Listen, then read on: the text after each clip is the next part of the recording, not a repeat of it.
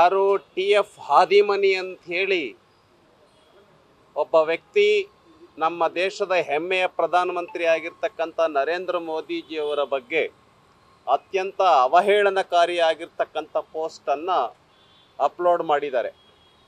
ಈ ಕುರಿತಂತೆ ಯಾರು ನಮ್ಮ ದೇಶದಲ್ಲಿ ಕೋಟ್ಯಾಂತರ ಜನ ನರೇಂದ್ರ ಮೋದಿಜಿಯವರ ಬಗ್ಗೆ ಅಭಿಮಾನವನ್ನು ಇಟ್ಕೊಂಡಿದ್ದಾರೆ, ಗೌರವವನ್ನು ಇಟ್ಕೊಂಡಿದ್ದಾರೆ, ಅವರ ಮನಸ್ಸಿಗೆ ತುಂಬ ಘಾಸಿಯನ್ನು ಉಂಟು ಮಾಡಿದೆ ಈ ಪೋಸ್ಟನ್ನು ನೋಡಿ.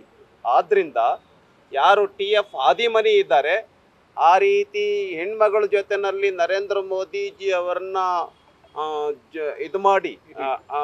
ಎಡಿಟ್ ಮಾಡಿ ಪೋಸ್ಟ್ ಹಾಕಿದ್ದಾರೆ, ಇದು ಅತ್ಯಂತ ಅವಹೇಳನಕಾರಿ ಮತ್ತು ನರೇಂದ್ರ ಮೋದಿಜಿ ಅವರ ಚಾರಿತ್ರ್ಯಕ್ಕೆ ಒಂದು ಕೆಟ್ಟ ಹೆಸರನ್ನು ತರ್ತಕ್ಕಂಥ ಒಂದು ದೊಡ್ಡ ತಪ್ಪನ್ನು ಹಾದಿಮನಿಯವರು ಮಾಡಿದ್ದಾರೆ. ಅವರ ಮೇಲೆ ಕಾನೂನು ಪ್ರಕಾರವಾಗಿ ಸೆಕ್ಷನ್ಗಳನ್ನು ಹಾಕಿ ಕೂಡಲೇ ಆ ವ್ಯಕ್ತಿಯನ್ನು ಬಂಧಿಸಬೇಕು. ಮತ್ತೊಮ್ಮೆ ಹಾದಿಮನಿ ಇರ್ಬೋದು ಮತ್ತು ಈ ರೀತಿ ಯಾರ್ಯಾರು ನರೇಂದ್ರ ಮೋದಿಜಿ ಅವರ ಗೌರವಕ್ಕೆ ಚ್ಯುತಿಯನ್ನು ತರ್ತಾರೆ, ಗೌರವಕ್ಕೆ ಅವಹೇಳನಕಾರಿಯಾಗಿ ಅವರ ಚಾರಿತ್ರ್ಯ ವಧೆಯನ್ನು ಮಾಡ್ತಾರೆ, ಆ ಥರದವರಿಗೆ ಪಾಠ ಕಲಿಸ್ಬೇಕು ಅಂಥೇಳಿ ಈ ಸಂದರ್ಭದಲ್ಲಿ ನಾವು ಬಂದುಬಿಟ್ಟು ಪೊಲೀಸ್ ಸ್ಟೇಷನ್ಗೆ ದೂರನ್ನು ಸಲ್ಲಿಸಿದ್ದೇವೆ. ನಮ್ಮ ವೆಂಕಟೇಶ್ ದೊಡ್ಡೇರಿ, ನಮ್ಮ ವಕ್ತಾರರು, ನಮ್ಮ ವಕೀಲರು, ಅವರು ಕಂಪ್ಲೇಂಟ್ ಆಗಿದ್ದಾರೆ.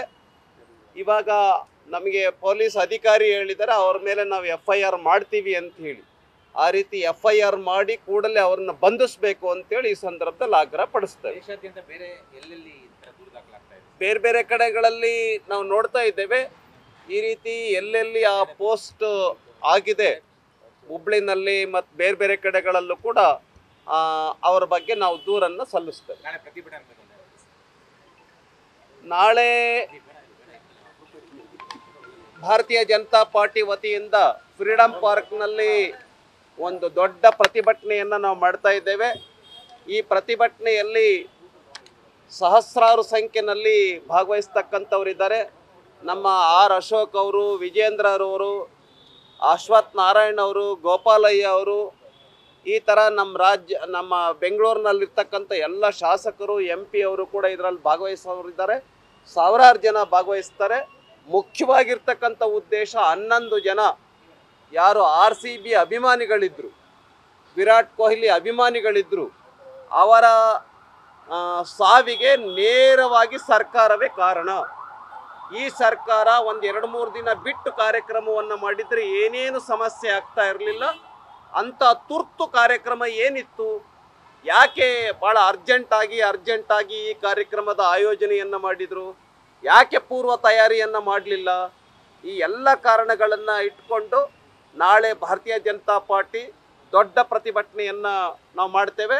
ಮುಖ್ಯಮಂತ್ರಿಗಳು ಮತ್ತು ಉಪಮುಖ್ಯಮಂತ್ರಿಗಳು ನೈತಿಕ ಹೊಣೆ ಹೊತ್ತು ಆ 11 ಜನರ ಸಾವಿಗೆ ಕಾರಣ ಈ ಸರ್ಕಾರವೇ. ಚಿನ್ನಸ್ವಾಮಿ ಸ್ಟೇಡಿಯಂನಲ್ಲಿ ಎಲ್ಲ ಗೇಟ್ಗಳನ್ನು ಓಪನ್ ಮಾಡಿದ್ರೂ ಕೂಡ ಈ ಒಂದು ಸಾವುಗಳು ಸಂಭವಿಸ್ತಾ ಇರಲಿಲ್ಲ. ವಿಧಾನಸೌಧದ ಮೆಟ್ಟಿಲುಗಳಲ್ಲಿ ಏನೇನು ಘಟನೆ ಆಗಿಲ್ಲ, ಚಿನ್ನಸ್ವಾಮಿ ಸ್ಟೇಡಿಯಂನಲ್ಲಿ ಮಾತ್ರ ಆಗಿರೋದು ಅಂತ ಮುಖ್ಯಮಂತ್ರಿಗಳು ಹೇಳ್ತಾ ಇದ್ದಾರೆ. ಹಂಗಾದ್ರೆ ಮುಖ್ಯಮಂತ್ರಿಗಳು ಆ ವಿಧಾನಸೌಧದ ಮೆಟ್ಟಿಲುಗಳಿಗೆ ಮಾತ್ರ ಮುಖ್ಯಮಂತ್ರಿನ ಅಥವಾ ಇಡೀ ರಾಜ್ಯಕ್ಕೆ ಮುಖ್ಯಮಂತ್ರಿನ? ಈ ರೀತಿ 11 ಸಾವಿಗೆ ಏನು ಕಾರಣ ಆಗಿದೆ ಸರ್ಕಾರ, ಕೂಡಲೇ ರಾಜೀನಾಮೆಯನ್ನು ಕೊಡಬೇಕು ಅಂತ ಆಗ್ರಹ ಮಾಡಿ ನಾಳೆ ನಾವು ಪ್ರತಿಭಟನೆಯನ್ನು ಮಾಡ್ತೀವಿ. ಮತ್ತು ಇನ್ನೂ ಒಂದು ಭಾಳ ಇಂಪಾರ್ಟೆಂಟ್ ಪಾಯಿಂಟ್ ಏನು, ಪೊಲೀಸ್ ಅಧಿಕಾರಿಗಳನ್ನು ಸಸ್ಪೆಂಡ್ ಮಾಡಿದ್ದಾರೆ. ಸರ್ಕಾರ ತಾನು ಮಾಡಿರ್ತಕ್ಕಂಥ ತಪ್ಪಿಗೆ ಪೊಲೀಸರಿಗೆ ಪ್ರಾಯಶ್ಚಿತ್ತ ಮಾಡ್ತಾ ಇರ್ತಕ್ಕಂಥದ್ದು ಖಂಡಿತ ಸರಿಯಲ್ಲ. ಆ ಪೊಲೀಸ್ ಅಧಿಕಾರಿಗಳನ್ನು ಕೂಡಲೇ ವಾಪಸ್ ತೆಗೆದುಕೊಳ್ಬೇಕು ಮತ್ತು ಮುಖ್ಯಮಂತ್ರಿ ಉಪಮುಖ್ಯಮಂತ್ರಿಗಳು ರಾಜೀನಾಮೆಯನ್ನು ಕೊಡಬೇಕು ಅಂತೇಳಿ ಈ ಸಂದರ್ಭದಲ್ಲಿ ಆಗ್ರಹ ಪಡಿಸ್ತೇವೆ. ನ್ಯೂಸ್ ಫಸ್ಟ್, ನಿರ್ಭೀತಿಯಿಂದ ನಿಮ್ಮ ಪರವಾಗಿ.